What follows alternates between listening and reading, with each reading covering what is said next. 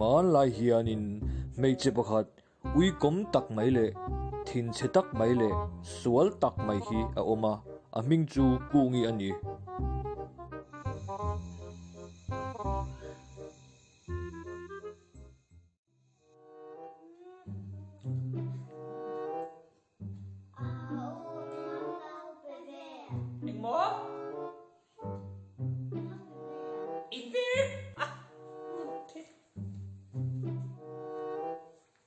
bằng cái LUTUK mày à họ thả mà đi bông thế lệ thì được à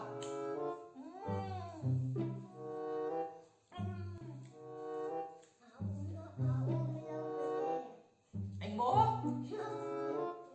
ít thế à mặc cái gì à đi LUTUK à nấu bằng cái LUTUK thì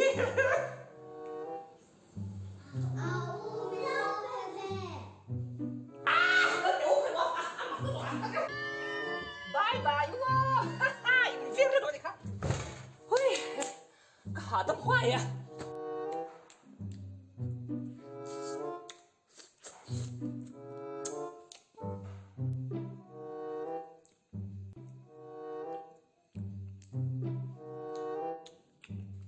ấy về sao cái gì à mình lâu bây giờ hẳn tí tê mình lâu bây giờ oh ý về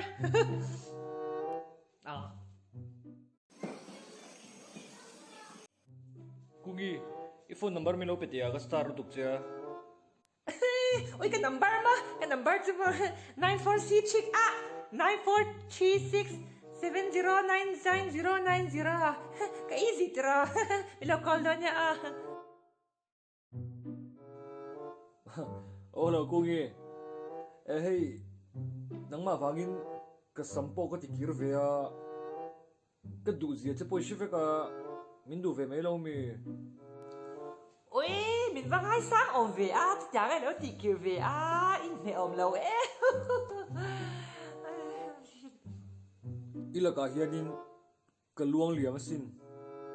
ôi đi mà ôi luang giờ lắm rồi thì luang liam về là ngày xem cái gì lằng thế lòng lùi rồi thiên thật đó ngắt lòng lùi thiên thang rồi bà nó cha lùi ai dùng luang thật thế là ngắt à tổ bà Amazon lùi ai dùng luang kháng anh nó còn đây lâu đỡ thế mình chơi cái đó thì luang liam về rồi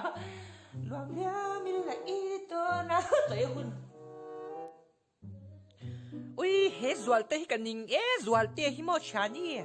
te cái nín zia chú mà ui bia bắt đăng này cái tụm pon nó mình tì boy rồi ui ama han cái number cái lâu bị cái chế rom anh mo lẽ nhỉ chú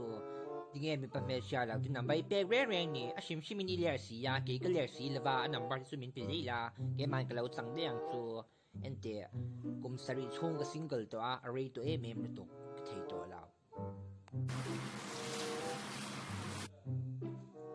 ui aron gold thế là hiện tại cái nín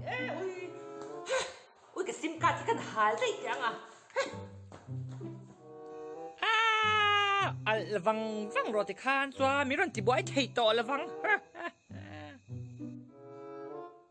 thì khan cái sim card cái hal to bốc á hết zual te ya hian min ti boy thei to lo shimang sim card thar ka lenga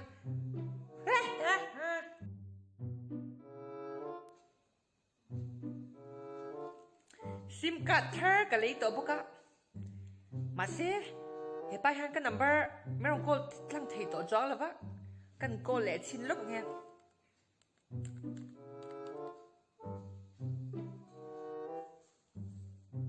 oh hello tumeo